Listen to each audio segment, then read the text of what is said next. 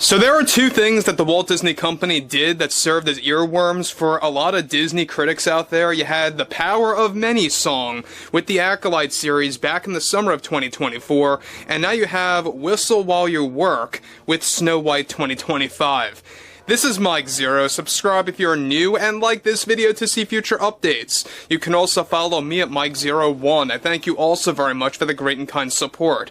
Now, about Snow White, we know that there was a recent 68% dip, roughly speaking, at the box office, which is abysmal for the second week. We already know that there's a lot of things going on right now with this overall movie when the box office results keep rolling in. We know this is going to be the greatest failure by the Disney Company for multiple reasons, not just limited to Rachel Zegler, because we gotta be real here. A lot of it had to do with the fact that they poured so much money into this thing. They actually had a budget of $300 million plus, even more than that, when you actually, tack on the reshoots, which were done over 3 times, and also marketing expenses and everything to do with the press tour, the travel expenses and arrangements for Rachel Zegler, etc., etc. And there's a lot more to discuss when it comes to everything that's happening with this movie when it involves both Rachel Zegler and Gal Gadot.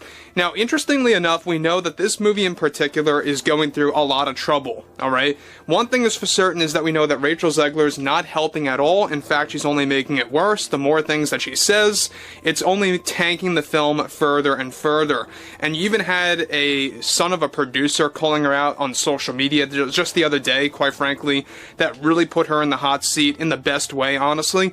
But what's interesting about this is the fact that with the Snow White drama only getting worse, both behind the scenes and in the public eye, for both the Disney Company and for Rachel Zegler, one massive development that is now active involves more to do with Rachel Zegler and what she had to deliver after her financial collapse is beginning to set into reality as more and more studios are backing away from Zegler and Snow White is losing more money than expected for the Disney Company. Now, Zegler delivered the following. I think the number one growing issue in this business is fandom culture and the toxic male demographic, It's something that I think many of these studios and productions need to tackle in order to have a successful build-up to their project. But I think more often now, you are beginning to see their working career as an actress diminish when you don't meet certain expectations and when you don't provide them certain demands on a film. I think it's just ridiculous when you have so many studios in this modern era falling for loud criticism and false criticism, and how they refuse to listen to the silent majority out there that obviously is afraid to speak their mind in fear of being put on the spot and embarrassing themselves. And that's not how being a fan should be or look like. It's just awful. We aren't dealing with fair critics anymore. We are dealing with phony fans that project their issues onto society. I think the main reason why there are some out there with such loud voices against Snow White is that we are still dealing with the same toxic male demographic, the same loud group that I fear have children of their own that are sending the wrong message of what it means to be a woman and a powerful leader, because that's what this film represents. We had to do something unique to finally change what Snow White 1937 offered. Again, guys, there she goes, really just devaluing Snow White 1937, saying how they had to do something different because just for, no reason at all. They just had to move on from that.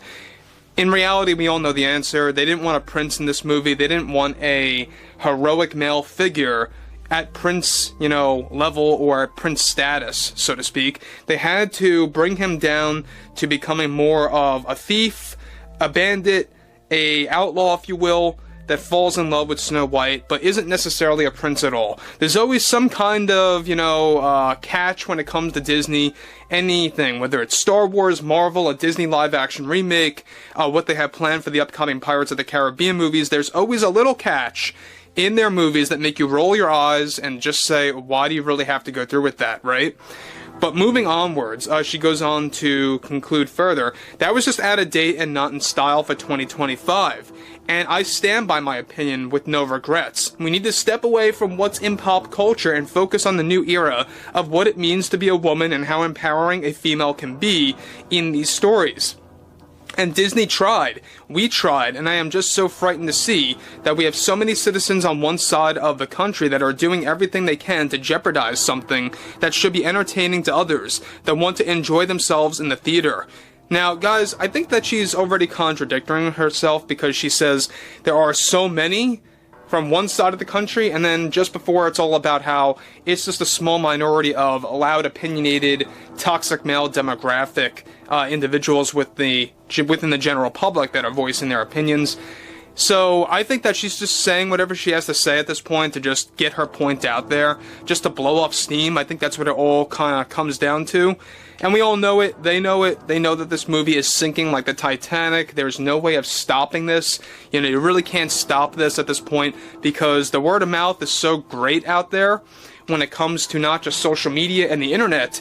Snow White is everywhere, even in the mainstream media. Alright? Even the media that once protected Disney, they're even beginning to actually question Disney now, and they're even beginning to turn on Disney.